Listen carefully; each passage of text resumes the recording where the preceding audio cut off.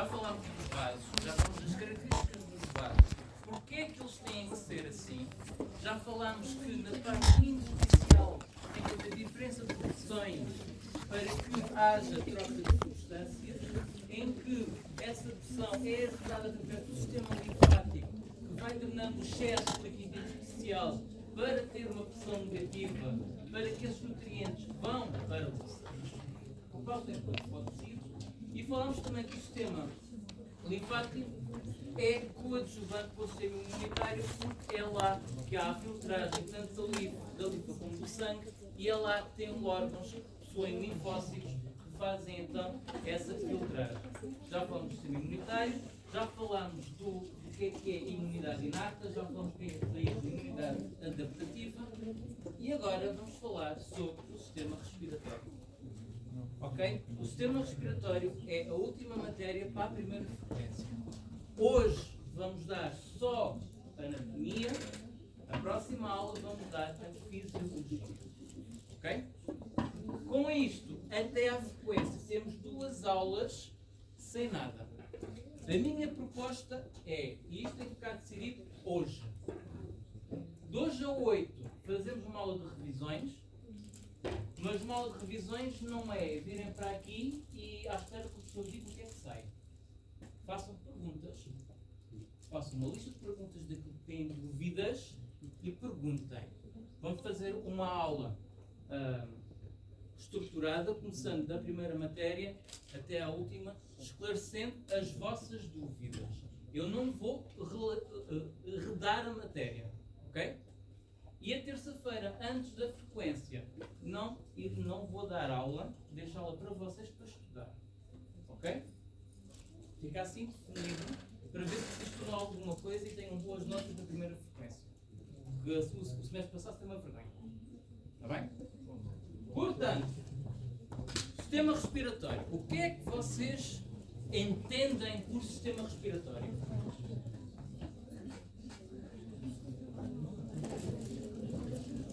Portanto, daqui ninguém respira. Está tudo em apneia. O Mateus está com tosse.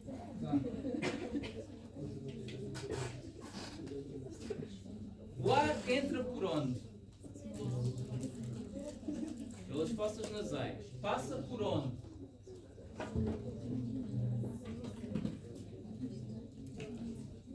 Estamos na ponta do nariz, passa por onde? Pelas fossas nasais. Mais.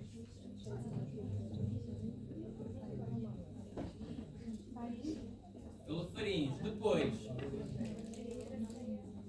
Laringe. A seguir. Traqueia. Brônquios. Bronquíolos. E os alvéolos. Ok? Mas o sistema respiratório só tem a função de fazer a respiração? Não. Que outras funções é que tem? Trocas gasosas para a respiração, voltamos ao mesmo, mais.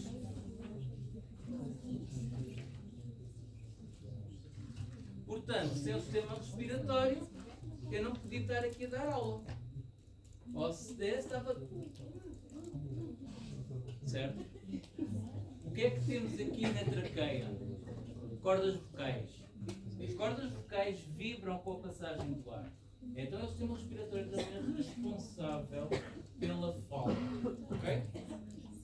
Portanto, funções dele: trocas gasosas, a principal delas, controle de pH no sangue, isto por causa da concentração do dióxido de carbono do sangue, que eu já venho dizer que o dióxido de carbono serve como solução tampão para controlar o pH do sangue, a fonação, que é o falar, o vibrar das cordas vocais para conseguir comunicar, o olfato.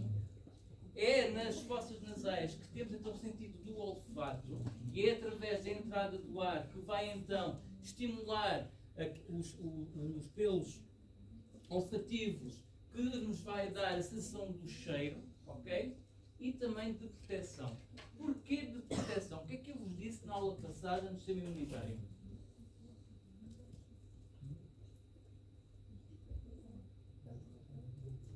Pelos macrófagos. Os macrófagos encontram-se nos alvéolos. E não só. o que é que também serve de proteção no sistema respiratório? Os pelos do nariz, muito bem, filtram o ar. Mais o muco produzido pela mucosa, que vai então aglomerar essas partículas que depois os cílios vão transportar para fora do organismo ou para serem deglutidos. Ok? Portanto, como é que ele é constituído, o sistema respiratório? Pelas fossas nasais, pela faringe, passa pela laringe, traqueia, brônquios e depois temos os pulmões. Ok? A laringe é exclusiva do sistema respiratório? Não. Portanto, é o local de passagem também dos alimentos. Portanto, aqui temos de ter uma certa precaução para que não haja acidentes, certo? Nomeadamente engasgar-se ou coisa do género.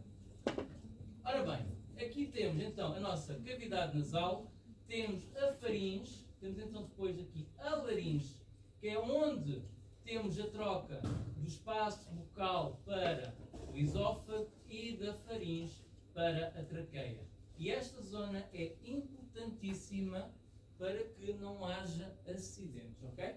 Depois temos aqui a traqueia, depois temos os brônquios primários, brônquios secundários, bronquíolos, até chegar às suas terminações, que são os alvéolos. Este conjunto todo de bronquíolos, brônquios e os alvéolos são, então, os pulmões.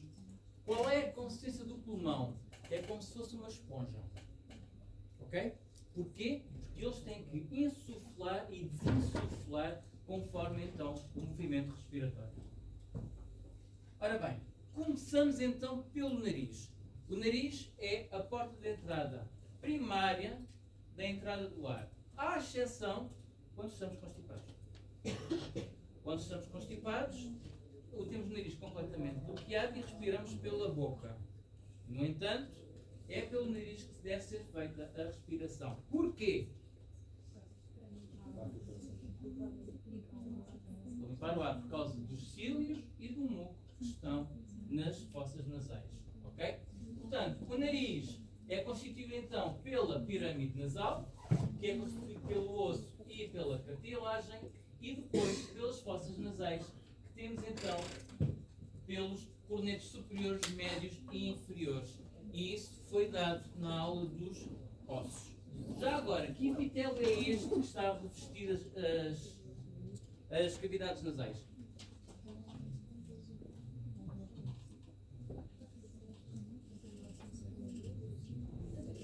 Esponjoso? Marshmallows? Qual? Tecido conjuntivo. O que é que eu vos disse do tecido conjuntivo? O tecido conjuntivo liga estruturas. Ali estamos a ligar alguma coisa? Não. Então, qual é o tecido que está nas cavidades nasais? Tecido epitelial, cilíndrico, ciliado. Ok? Portanto, temos aqui a pirâmide nasal, que é constituída então pelo osso nasal e pela cartilagem acessórias, ok? Portanto, todo o vosso nariz não é um osso, é apenas metade. E as fossas nasais é o espaço que se vai desde as narinas até às colanas, que é cá atrás, ok? E nada a fazer trocadilhos com a palavra colanas. Ora bem, temos então também o vestíbulo, que é a porção mais anterior e está adjacente às narinas e é revestido pelo tal epitélio pavimento estratificado, que progressivamente vai sendo então substituído pelo epitélio cilíndrico ciliado. Ok? Funções: permitem então a passagem do ar e fazem a filtração do ar. Outra coisa que os pelos e o muco fazem, o que é? Além de filtrar e de reter as partículas.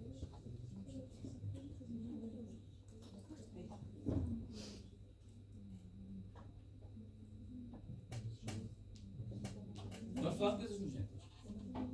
Quem nunca meteu o dedo no nariz? Quando vocês põem dentro do nariz, o vosso nariz lá dentro está seco ou está úmido? Está úmido. Portanto, também tem a função de umidificar o ar e aquecer o ar. Ok? Ora bem, o vestíbulo está revestido por pelos que sequestram partículas de maiores dimensões em suspensão no ar. À medida que o homem do sexo masculino, aqui reforço, envelhece, mais pelos tem no nariz, ao contrário das mulheres.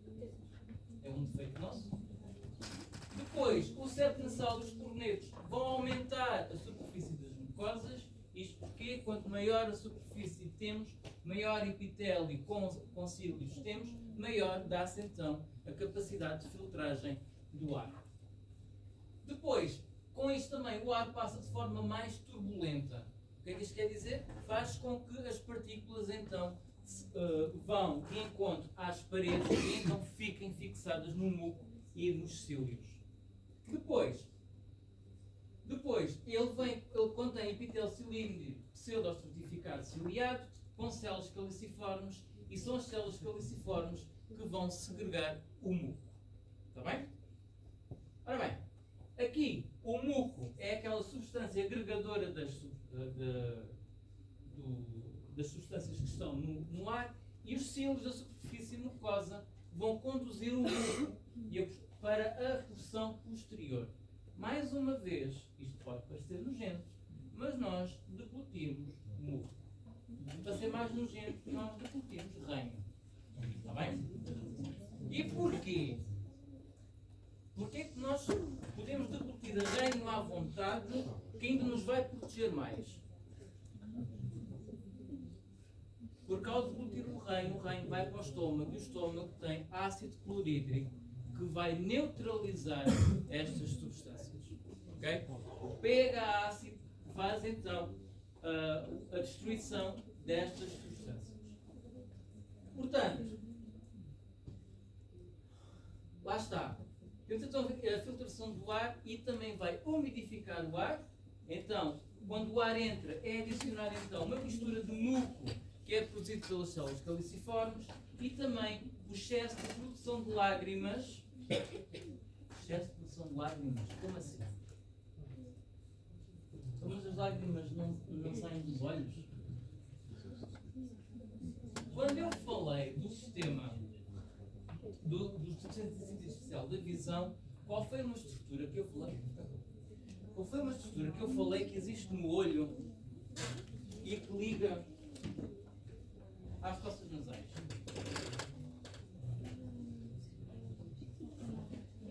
Há um canal lacrimonasal. Se vocês apertarem os vossos narizes e expirarem com força, vocês vão sentir umas correntezas de ar pelos olhos. É esse canal que eu estou a falar. Porquê é que existe este canal?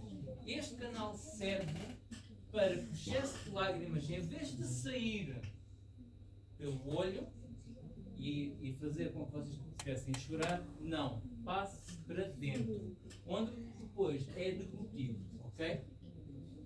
A outra função de aquecer o ar é porque a mucosa é ricamente vascularizada e nós sabemos que as estruturas responsáveis para manter a temperatura do corpo são os vasos.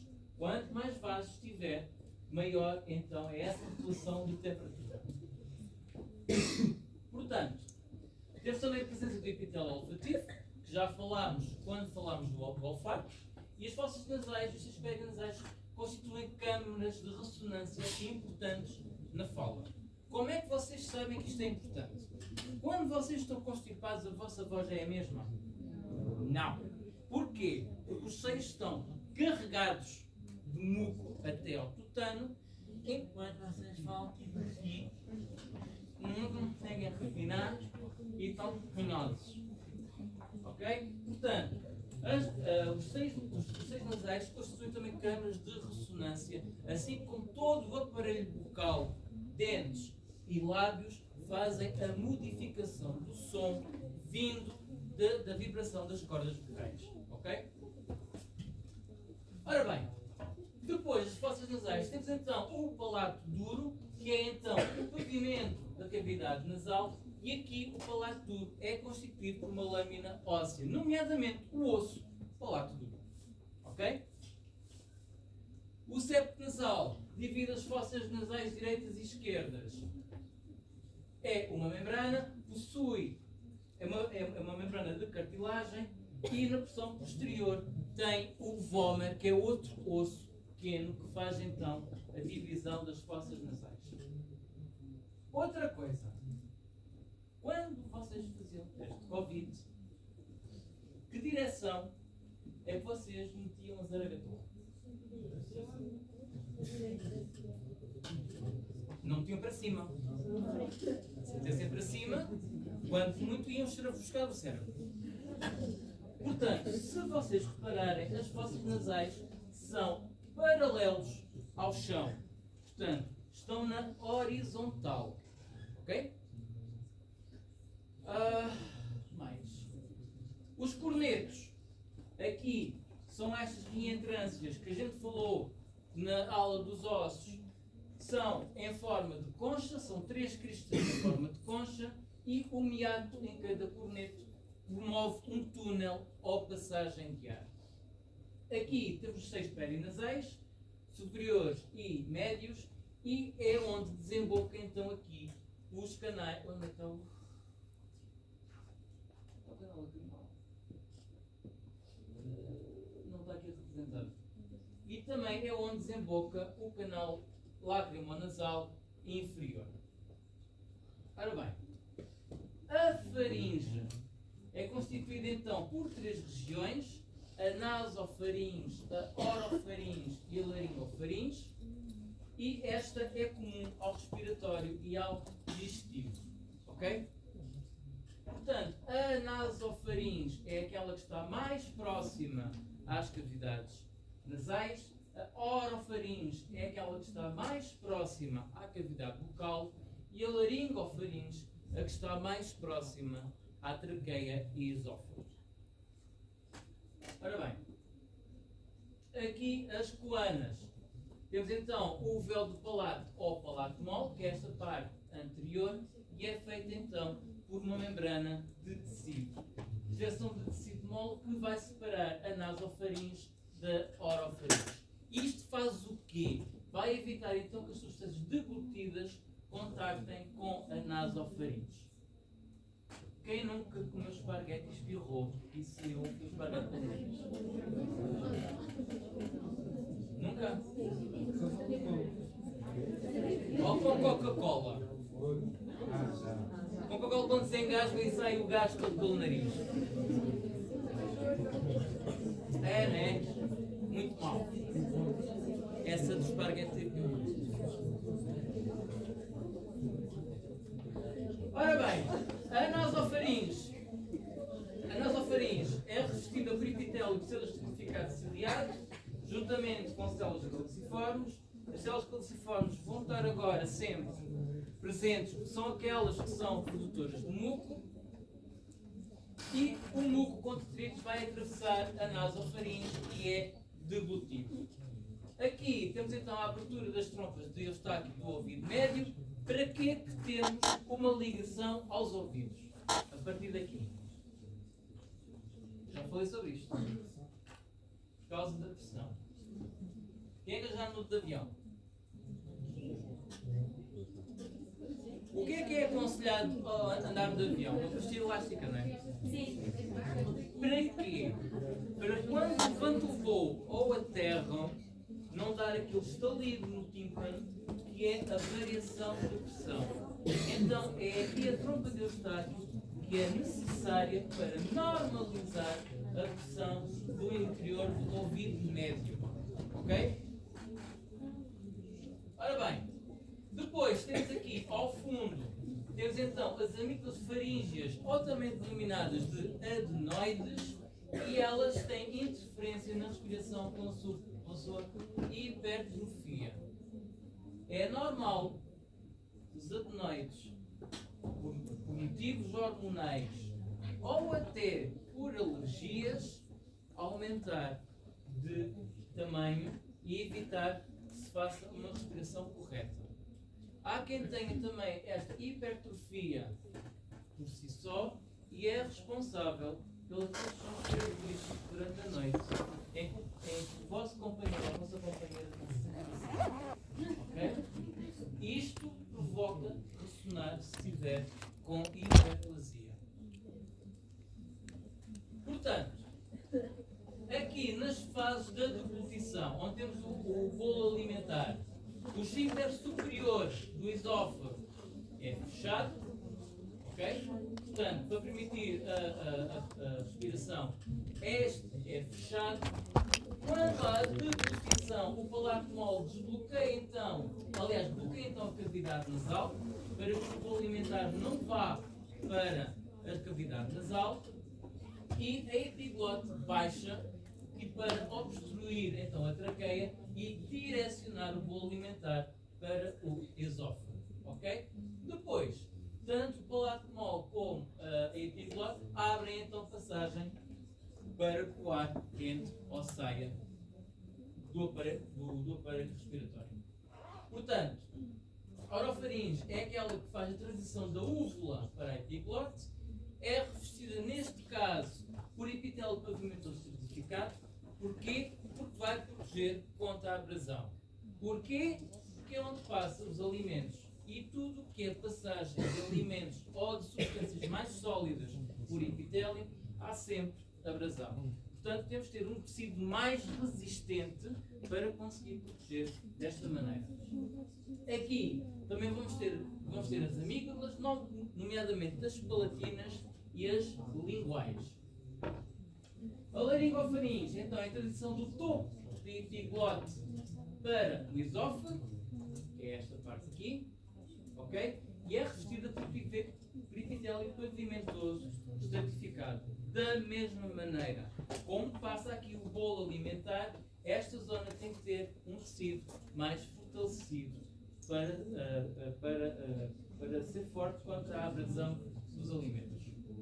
Portanto, a laringe, no meio disto tudo, é composta por invólucro exterior e é composta por 9 cartilagens interligadas por músculos e ligamentos, nomeadamente por 6 cartilagens pares e 3 cartilagens ímpares. Ok? Isto é só para vocês terem a noção. A configuração externa, como vocês podem ver, o que é isto? O que é esta coisa aqui?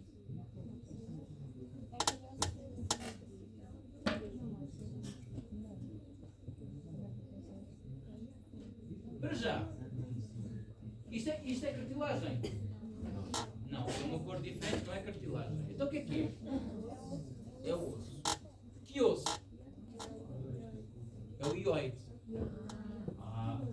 Portanto, temos aqui o ióide, que é o osso, e depois temos as cartilagens. Como vocês podem ver, a abertura da nossa laringe é composta superiormente pelo osso ióide e pela epiglote, e depois vai afunilando em forma de pirâmide em funil, em que na nossa frente temos a cartilagem cricoideia. Ok? Portanto, temos aqui a cartilagem tiroideia ou cricoideia, isto é visto da frente, isto é vista de perfil. Quando vos chamarem de cornudos, vocês dizem com muito orgulho, sim senhor. Porquê? Estão a ver estas estruturas aqui? Estas estruturas têm o nome de corno superior da cartilagem tiroideia e corno inferior da cartilagem tiroideia. E aqui tem dois pares, o superior e o inferior. Ok? Portanto, a cartilagem tiroideia é uma cartilagem ímpar e é em forma de armadura. Se vocês repararem, a parte posterior é aberta. Ok? Porquê é que é aberta?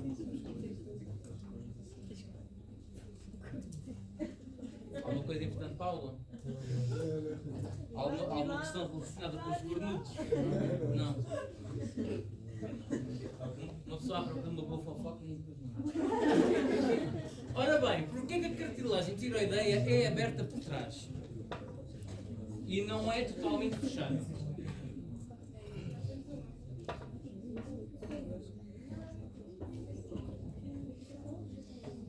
Nene? Sim, porquê? Porque é que a cartilagem tiroideia é aberta por trás e não faz um ciclo completo. O que é que passa por trás da traqueia?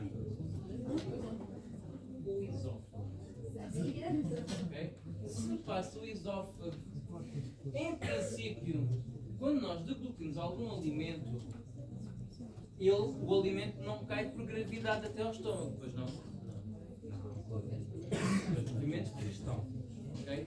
Portanto, a parte de trás, que é onde começa então a nossa traqueia, é mole. Para quê? Para dar possibilidade aos músculos dos suprimentos cálcicos se contraírem e relaxarem para empurrar o bolo alimentar até ao estômago. De outra forma, seria muito difícil os alimentos passarem pelo esófago se toda a traqueia fosse blindada. Ok? Ora bem,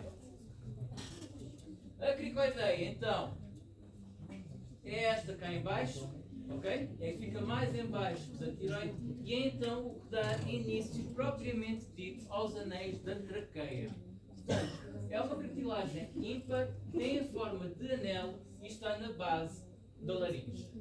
Vocês podem ver, ela aqui é totalmente fechada, mas é a única que é fechada. Para quê? Para dar suporte a toda a estrutura. Temos então, depois, a epiglote, que é a cartilagem ímpar, e vocês utilizam muito a epiglote. Usam bastante. Principalmente na semana académica. Sim. Quando estão muito mal dispostos ao final da noite, porque vá-se lá saber se só beberam água, né? O que é que vocês fazem? Põem lá o dedo e puxam o quê? Imaginam, puxam o epiglote. E o que é que isto faz? Faz o reflexo do vómito. Ok? Portanto, é uma estrutura que vocês usam muito, principalmente na semana académica. Ora bem,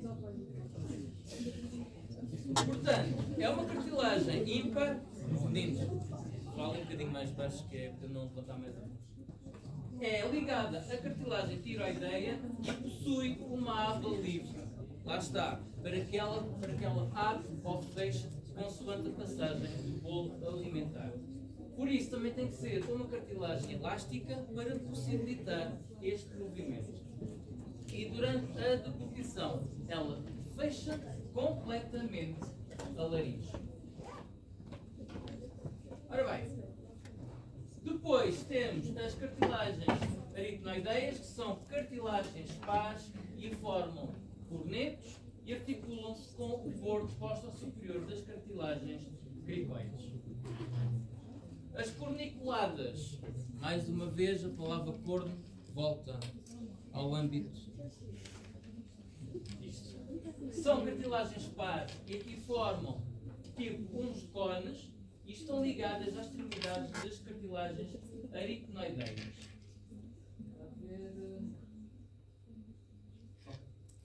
Voltando um bocadinho atrás. Eu sei que vocês gostam de autópsias e agora vou falar um bocadinho off the record, só para ter mais interesse. Quando temos uma morte por enforcamento, normalmente temos o laço do pescoço, certo? Portanto, chama-se laço mesmo, não é um lacinho na papillon,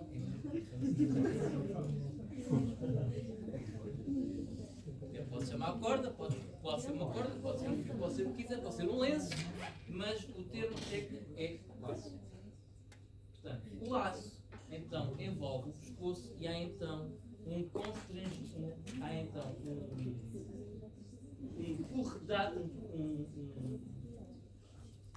o laço corre e vai apertando a estrutura do pescoço, ok?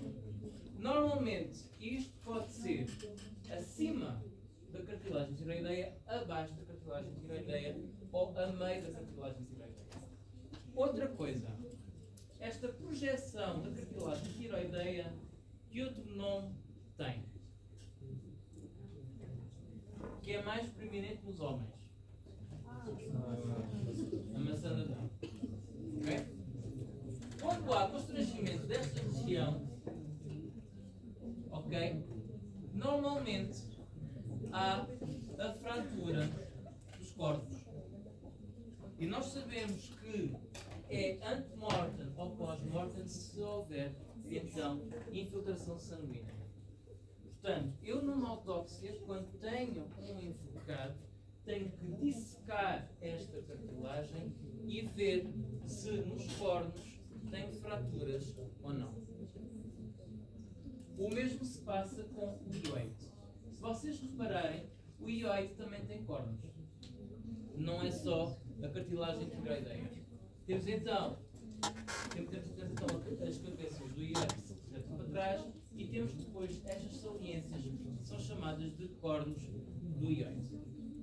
Por incrível que pareça, e isto em termos de curiosidade, o ioide, na literatura, diz que é o único osso não. A rótula também é o osso, mas a rótula está articulada. É o único osso que não se articula com mais osso nenhum. O que eu tenho reparado é que há outras formações anatómicas e tenho reparado que em algumas pessoas estas preeminências do ioide estão articuladas com o neurocrânio, nomeadamente com os ossos do neurocrânio. Não sei se isto é uma evolução ou se é uma parte de desinvolução que nós tivemos anteriormente. Mas é engraçado que muitas das vezes eu irrito-me quando tiro o pescoço aos mortos e tenho o ioide completamente articulado. Mas isto era só uma parte, só para ver se vocês estão bem na aula. Ora bem, pregas vestibulares ou cordas vocais falsas. O que é isto? São umas pregas que descem desde a face anterior da cartilagem eritroideia até à face posterior da cartilagem tiroideia. E isso serve para quê? Unem-se para impedir a entrada de sólidos e líquidos da laringe. Portanto, vão ter a mesma função da epiglote. Ok? E aqui não é saúde, é saída. Okay?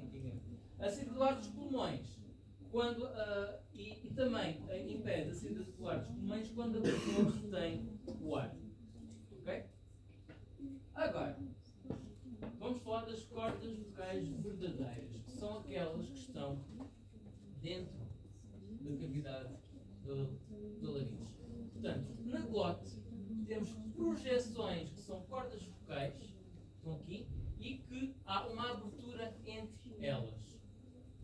O que faz a voz é a passagem de ar por esta abertura. Esta abertura pode ser mais estreita ou mais larga e assim dá várias formas de som, do mais grave para o mais agudo. E é a vibração destas membranas que produzem então o som. Portanto, ambas as pregas são revestidas por epitélio pavimentoso certificado. Mais uma vez, aqui o ar passa e estão sujeitos a vibrações. O epitélio tem que ser mais resistente à vibração, por isso é que é pavimentoso certificado. E a restante laringe é revestida por epitélio cilíndrico pseudoestratificado ciliado. Portanto, as cartilagens tiroideias e cricoideias permitem a passagem do ar, a epiglote e as pregas vestibulares evitam que as substâncias deglutidas entrem para dentro da laringe e as pregas vocais são a principal fonte da produção do som. Com isto, o som é assim produzido pela passagem de ar por estas pregas que fazem as cordas vibrar e quanto maior a amplitude de vibração, maior é o som. Quanto mais baixo vocês falarem, menor é a vibração. A amplitude tem a ver com o número de vibração que as pregas fazem. A força de entrada do ar determina então a amplitude de vibração e da intensidade do som. Neste caso, intensidade tem a ver com a durabilidade do som. Quanto maior vocês tiverem a caixa torácica, maior é a vossa capacidade de prolongarem o som sem respirarem no meio. O tom é controlado pela frequência das vibrações, portanto, com frequências maiores temos sons agudos, portanto, as pregas estão mais fechadas, o que faz vibrarem em maior quantidade, produzindo sons mais agudos e vibrações com frequências menores, sons mais graves. Okay? As variações no comprimento dos segmentos das cordas vocais, então, que vibram, afetam então as frequências das vibrações, que depois vão ressoar em todo o crânio e são os seios perinasais, são todos os seios perinasais, é toda a cavidade vocal, a língua, as bochechas, os dentes e os lábios que vão depois mudar o som, moldar o som para que soa então a nossa capacidade de comunicação. Produzem-se tons mais agudos quando vibram as partes anteriores das cordas vocais, sendo progressivos mais graves à medida que vibram os segmentos mais posteriores.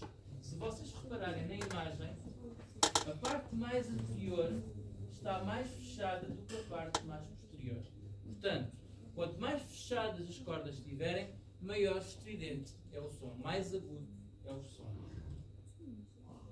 O som pode ser modificado pela língua, lábios, dentes, bochechas e pela ressonância dos seios perinasais.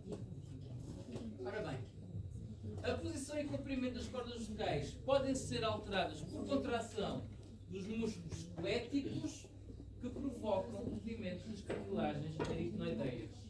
Okay? Não é só propriamente as cordas vocais, mas também a posição das cartilagens que fazem com que haja modulação da vibração das cordas vocais. Quando se respira, ocorre a rotação externa destas e há uma abdução das pregas vocais, e isto faz a facilitação da entrada do movimento do ar. Portanto, as cordas vocais abrem para que o ar consiga entrar. A rotação interna das cartilagens causa a abdução das pregas e isto permite então que elas fechem e o ar, ao passar por elas, dá-se então a produção de som e altera a tensão criada nas cordas vocais. Ok? Dúvidas até aqui?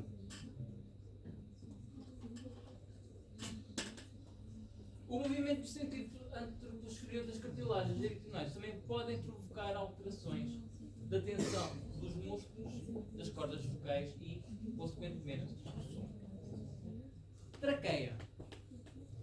A traqueia é um túnel, um canal constituído por várias estruturas, nomeadamente é um tubo membranoso constituído por tecido conjuntivo denso e músculo liso. Onde é que se situa o músculo liso? Na parte anterior ou na parte posterior? Posterior. Porquê? Onde está o esófago. Okay? Portanto, é reforçar por 15 a 20 cartilagens em forma de C. Como vocês podem ver, a parte de trás da nossa traqueia não é constituída por cartilagem, elas terminam assim em forma de C e entre elas, então, entre as extremidades, temos então o nosso músculo liso. As cartilagens então formam as paredes anteriores e laterais da traqueia. Isto faz com que haja resistência e proteção deste canal para permitir o ar e mantém a traqueia aberta para a passagem do ar. Se não tivéssemos esta estrutura, este epitélio poderia colapsar e então dificultaria então, a entrada do ar para os pulmões. A parede posterior, a membrana ligamentosa, é músculo traqueal, nomeadamente músculo liso. Porquê é que não é músculo esquelético?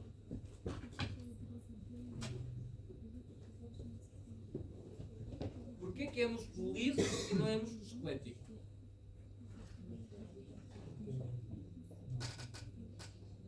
Voltamos à pergunta. O que é que está por trás da traqueia? Esófago. O que é que o esófago faz? Movimentos peristálticos. Movimentos peristálticos são criados pelo corpo de músculos lisos. Ok? Portanto, temos então este músculo que faz então parte dos movimentos peristálticos. Ok? E também a sua contração pode diminuir o diâmetro da traqueia. Quando é que isto pode acontecer? A traqueia diminuir o seu diâmetro. Quando há uma intoxicação, o corpo faz com que a traqueia se comprima para não permitir a entrada de tanto ar, nomeadamente fumos. E quando digo fumos, pode ser fumo de uma lareira, em que a lareira esteja mal calibrada e fomente para dentro da casa. Isto faz com que o diâmetro da traqueia se encerre para conseguir proteger os pulmões. O tossir, o ar atravessa mais rapidamente a traqueia e ajuda a expulsar o muco ou objetos estranhos. Portanto, tem aqui uma imagem de microscopia eletrónica do tal epitélio cilíndrico pseudoestratificado ciliado. Entre estas células, temos então as células caliciformes, que são as tais produtoras de muco. Ora bem, a traqueia, o seu diâmetro interno é mais coisa menos coisa que 12 milímetros e o seu comprimento até à bifurcação é cerca de 10 a 12 centímetros. Ela vai desde a quinta vértebra torácica e temos então depois aqui a nossa carina da traqueia, que é a nossa bifurcação, que faz então a divisão dos brônquios de primeira ordem. Corresponde a um espessamento da cartilagem, porque lá está, como isto é um fluxo de ar, quando chega aqui temos uma barreira. E esta barreira tem que ser mais espessada para então ter força para resistir à pressão do ar quando ele é inspirado. É muito sensível à estimulação mecânica, provocando tosse intensa.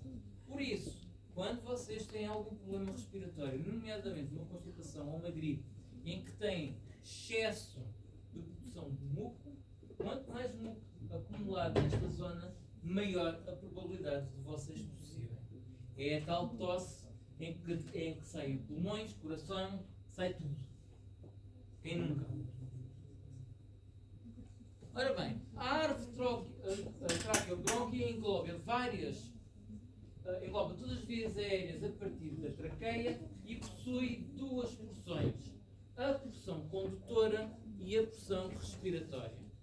A porção condutora é toda a rede que leva o ar até aos alvéolos. Nos alvéolos temos então a porção respiratória. Ora bem, como eu estava a dizer, a porção condutora vai desde a traqueia até aos brônquios terminais. São cerca de 16 ramificações sucessivas da traqueia, mais coisa, menos coisa. A função é conduzir o ar, remover impurezas do ar e encaminhar o ar para o exterior. Mais uma vez, ela é revestida por epitélio cilíndrico pseudoestratificado ciliado e, por isso, faz então a função de remover as impurezas do ar. Aqui, os primeiros divide-se no principal esquerdo e no principal direito, mas o direito tem um maior calibre e é mais curto. Porquê que há diferença entre o esquerdo e o direito?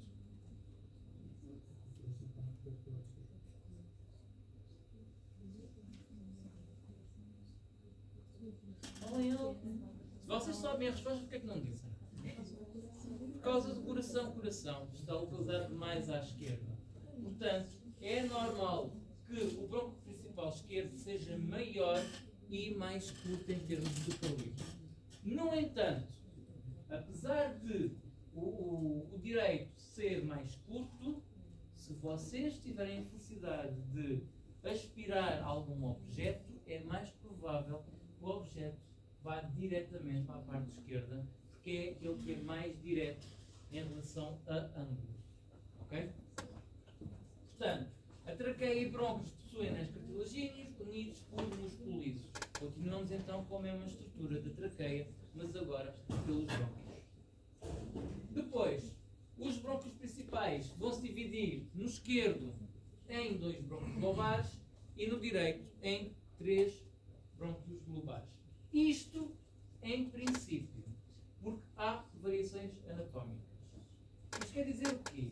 Se temos 2 brônquios lobares, quer dizer que o pulmão esquerdo, em princípio, terá 2 lobos. O direito tem 3 brônquios lobares, em princípio, terá 3 lobos. Isto é o normal, mas há variações anatómicas.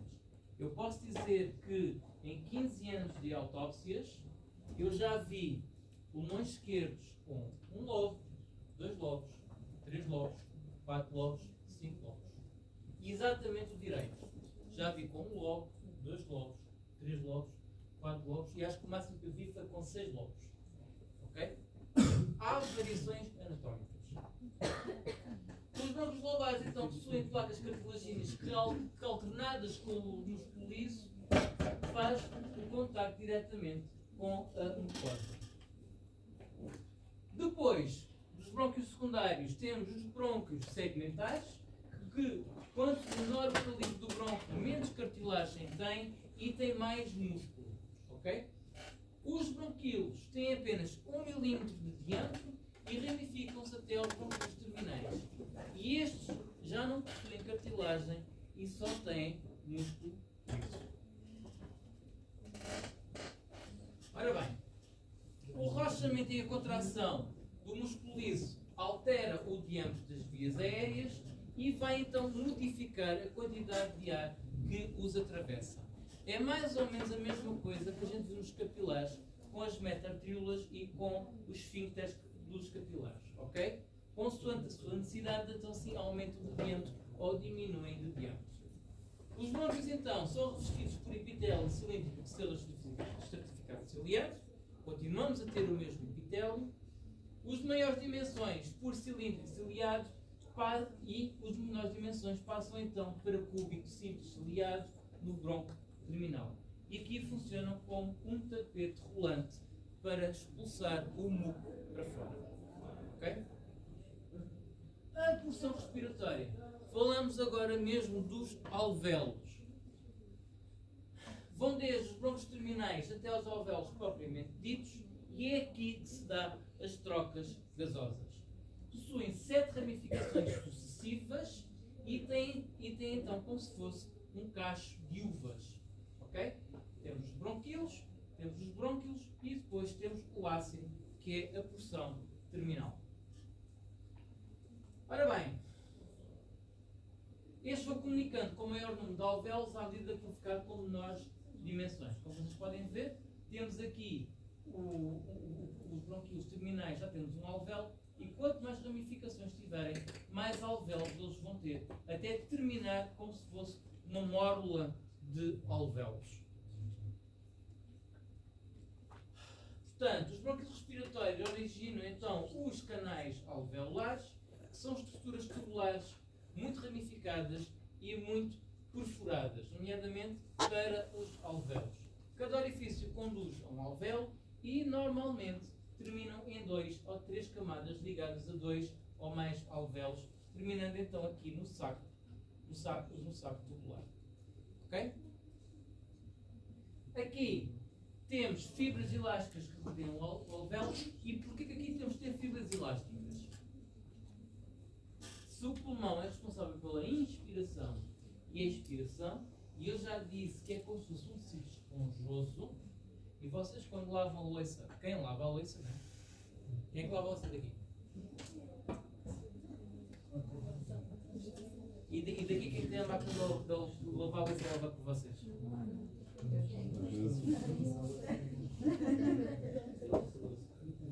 Se vocês lavarem, se vocês tiverem atenção à esponja, vocês comprimem a esponja, mas depois se vocês deixarem de comprimir, ela volta ao tamanho uniforme.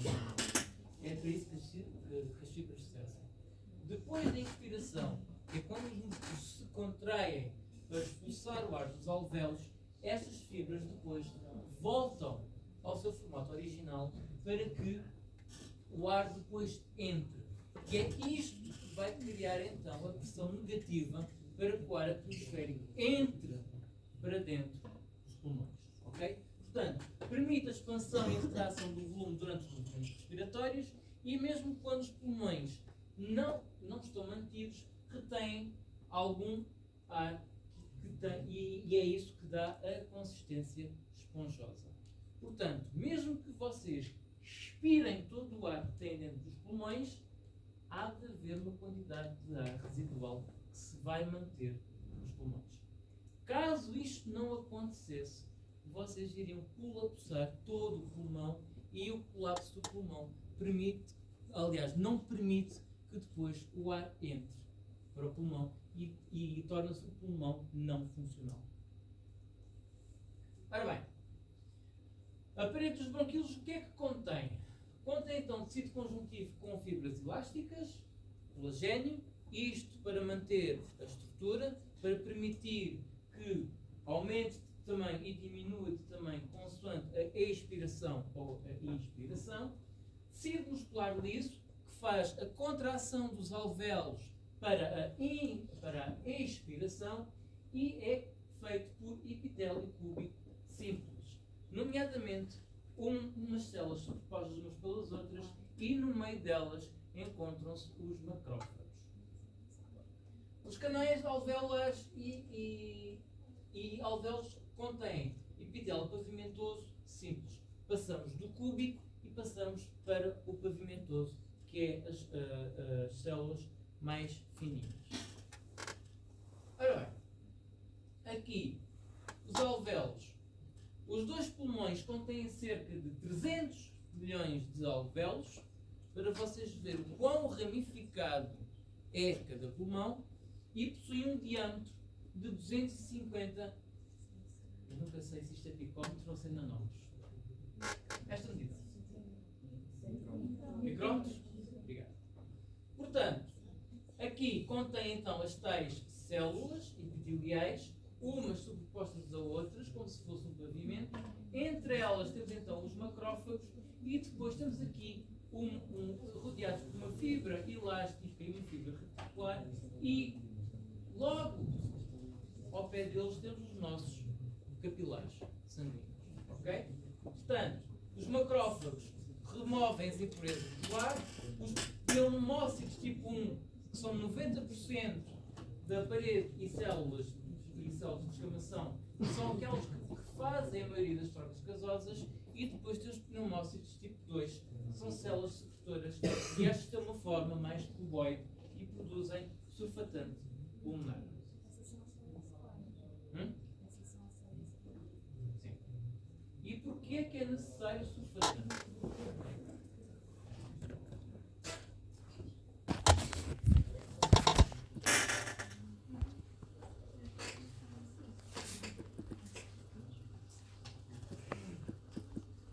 Para ajudar nas trocas gasosas. Ok? Por exemplo, quando alguém morre afogado, é do livro, é expectável que a pessoa possua um cogumelo de espuma. O que é isso, um cogumelo de espuma? É uma parte de espuma mesmo que sai pela boca. E isto é o quê? É feito pelo excesso de surfatante que se dá pela anóxia do afogamento, e o excesso de surfatante com a agonia da respiração e inspiração frenética para conseguir respirar debaixo de água produz essa tal espuma, e essa espuma depois sai pela boca e pelas vias aéreas. Ok? Outra coisa que também faz este cogumelo de espuma são intoxicações por drogas de abuso, nomeadamente heroína. Ok?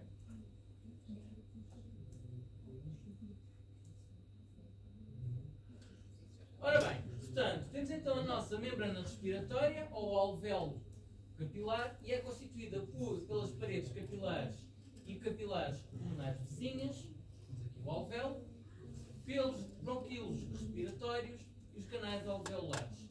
E isto faz a facilitação das trocas gasosas. Portanto, temos a tal difusão de oxigênio e a difusão de dióxido de carbono. Recordando a aula do sangue,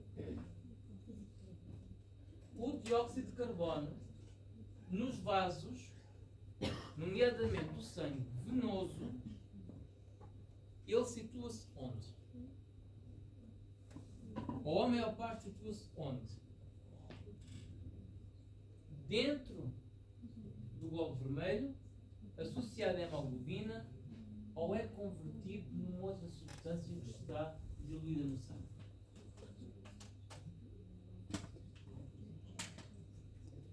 Eu dei isto. Dei isto. Ele é convertido no íon bicarbonato, ok? Que sai do eritrócito e vai para o sangue, e quando este sangue chega perto do alvéolo, o bicarbonato entra novamente para o eritrócito, é convertido em dióxido de carbono e depois o dióxido de carbono sai para o alvéolo. Portanto, como vocês podem ver, eu posso misturar matérias na frequência. Ok?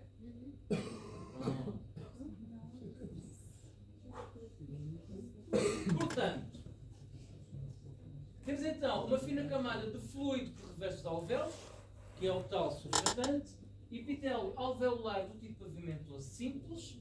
Temos também uma membrana basal do epitélio alveolar, um estreito espaço intersticial, como vocês podem ver aqui, é um espaço intersticial. Depois temos a membrana basal do endotélio capilar e depois o endotélio capilar composto pelo pavimento, pelo células epiteliais do pavimento simples.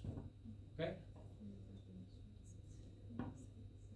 Falando agora no todo, os pulmões têm uma forma cônica de base inferior, que é a base que está repousada por cima do diafragma, e temos então os ápex que estão em cima, que estão nos lobos superiores de cada pulmão.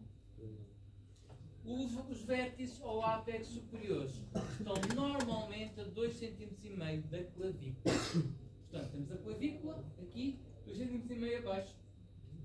Temos então o ápex do pulmão. O pulmão direito é maior que o pulmão esquerdo. Porquê? Temos uma coisa que ocupa aqui a parte esquerda do sistema de coração. Ok? Ora bem, se vocês repararem, temos aqui então a traqueia com os brônquios principais que vão para um lado e para o outro, e a acompanhar essa mesma direção, temos então as artérias e as veias pulmonares. Isto então vão constituir o hilo pulmonar. O hilo pulmonar encontra-se na face interna, na face que está virada para o coração. Portanto, temos então os brônquios, temos então as artérias pulmonares, temos então as veias pulmonares e depois temos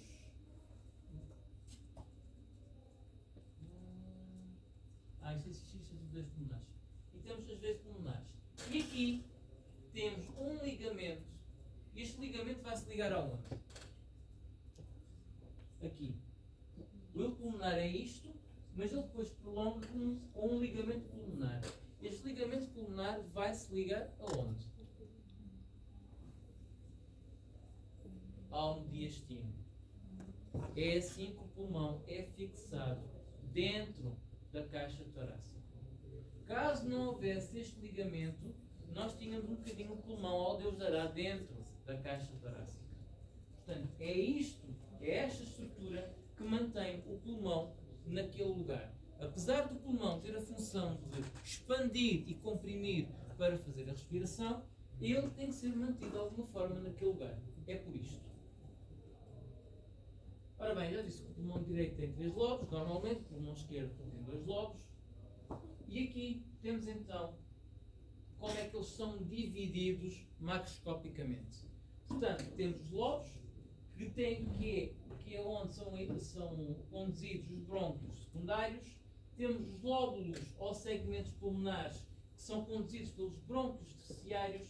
E depois temos subsegmentos broncopulmonares, que que já são pelos brônquios segmentares. Como vocês podem ver aqui, o pulmão direito, temos o lobo inferior, o lobo superior e o lobo médio. E aqui temos depois a face interna e a face externa, enquanto que o lobo inferior temos o superior, o basal anterior externo, o basal interno e o basal posterior. Portanto, tem sempre a ver com a localização em relação ao corpo. Como vocês podem ver aqui, consoante as cores, vocês têm depois também os brônquios para onde eles vão. Okay? Os lobos são separados por septos de tecido conjuntivo e os subsegmentos bronco-pulmonares estão parcialmente separados por tecido conjuntivo. O pulmão esquerdo tem 9 lóbulos, enquanto que o direito possui 10 lóbulos. Quando temos um lobo junto com o outro, normalmente temos então isto que são as nossas cisuras dos pulmões. Quando não há cisuras e temos isto ligado, temos então uma coisa chamada que é cisurite. Ok? Isto não é normal e significa que em algum momento a pessoa teve algum processo inflamatório no pulmão. Ok? Nomeadamente é comum encontrar essas cisurites em ambientes com muita poluição, fumadores ou então aquelas pessoas que estão constantemente à lareira. Okay? A parede torácica e os músculos da respiração. Vamos recuperar aquilo que eu vos disse no semestre passado. A parede torácica, então, temos as nossas vértebras torácicas, temos as costelas que se articulam com as vértebras, temos as cartilagens intercostais, o externo e os músculos associados. Aqui vocês podem ver que temos aqui um corte desta estrutura, em que temos a pele, a epiderme ou a derme, temos depois o tecido subcutâneo, nomeadamente de tecido liposo, e depois temos os nossos músculos intercostais e temos aqui as costelas. Se vocês repararem, por baixo das costelas, as costelas fazem tipo a forma de fuso, em que tem esta parte mais fina. Aqui em baixo é onde as veias, as artérias e os nervos passam. Portanto, esta parte aqui da nossa costela faz, além de ser ponto de inserção do músculo, faz também a função de proteção dos vasos e nervos. Depois temos a nossa pleura parietal, a pleura visceral e, por último, o nosso pulmão. Okay? São estas as camadas da parede torácica. Músculos respiratórios. Na inspiração, o diafragma é responsável por cerca de 2/3 do aumento do volume total da cavidade torácica. E aqui, vamos recordar, o diafragma contrai ou relaxa? Na inspiração, o diafragma contrai ou o diafragma relaxa? Na inspiração. Contrai. Contrai. Para quê? Para que haja então a tal pressão negativa para o ar atmosférico entrar para dentro dos pulmões. A expiração, os músculos baixam a grelha costal e os dermos. Quais músculos? Quais são os músculos principais que fazem isto? Aqueles que baixam a grelha costal. Da expiração.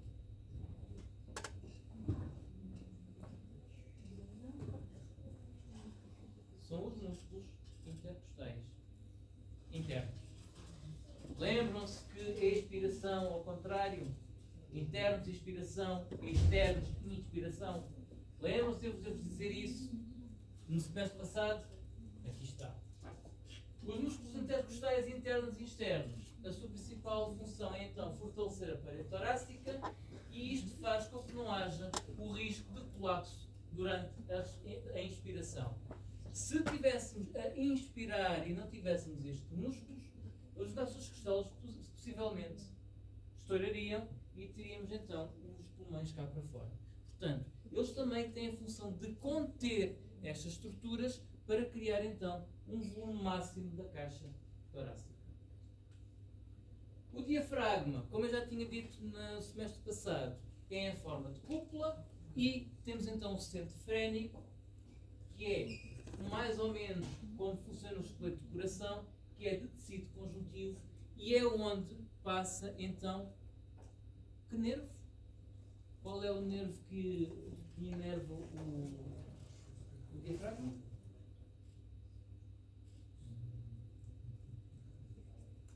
Eu falei, não sei passar. Nervo frénico. Okay? A respiração em repouso dá-se a contração do diafragma com o baixamento do centro frénico e com o relaxamento dos músculos da parede abdominal. Isto o que é que faz? Afasta as vísceras abdominais do diafragma. Ou seja, ele empurra então as vísceras abdominais para baixo.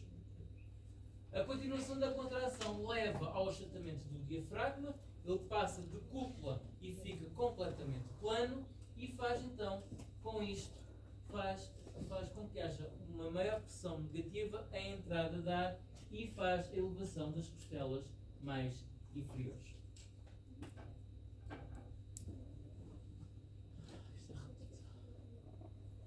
Ora bem,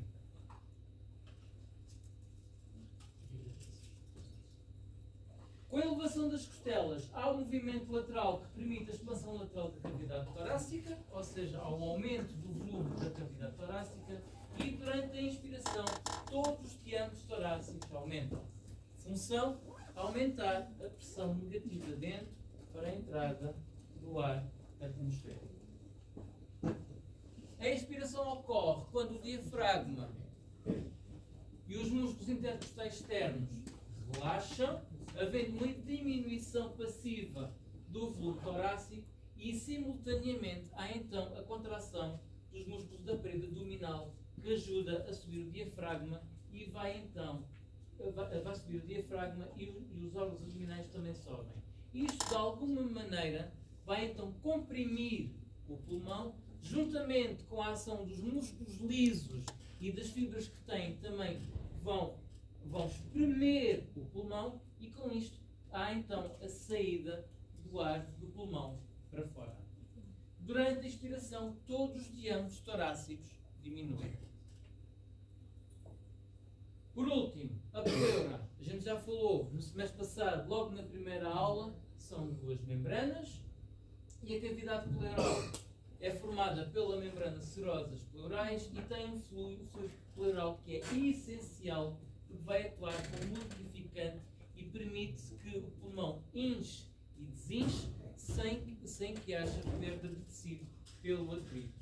Além do mais, este líquido pleural ajuda a manter as membranas pleurais juntas. Dúvidas até aqui?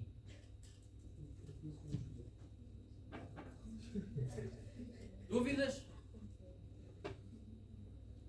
Ora bem, a irrigação sanguínea aqui contém sangue oxigenado e sangue desoxigenado. Fácil. E possui duas vias: o fornecimento de sangue desoxigenado e o fornecimento de sangue oxigenado. Ok? Portanto, as artérias pulmonares levam sangue até aos alvéolos.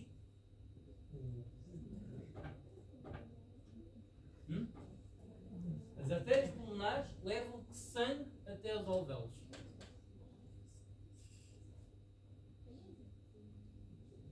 As artérias pulmonares levam sangue até aos alvéolos. O desoxigenado. Enquanto que as veias pulmonares trazem até ao coração sangue oxigenado. Portanto, são essas duas vias.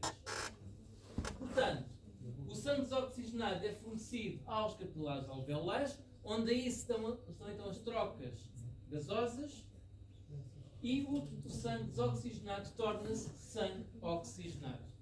Sai do coração pelas veias pulmonares, que seguem para os capilares alveolares e depois vão retornar ao coração retornam ao coração pelas veias.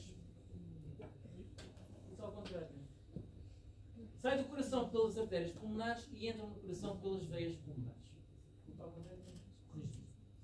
O sangue desoxigenado é fornecido aos brônquios e brônquios respiratórios, fornece sangue oxigenado e nutrientes às células constituintes dos brônquios e brônquios respiratórios e é fornecido pelas artérias brônquias e retorna para o coração através das veias brônquicas. E o sistema ásico da pressão mais proximal dos brônquios. A pressão mais distal, aquela que são dos alvéolos, é retornado pelas veias pulmonares. Aqui temos também uma drenagem linfática. Portanto, temos vasos linfáticos superficiais e estes estão abaixo da pleura visceral e drenam linfa da superfície pulmonar e da pleura visceral. Eu posso dizer que o líquido pleural tem alguma coisa a ver com o sistema linfático. Okay? Os vasos linfáticos profundos seguem o trajeto dos brônquios e drenam a linfa dos brônquios e do tecido conjuntivo que está associado. Com isto, até para a semana.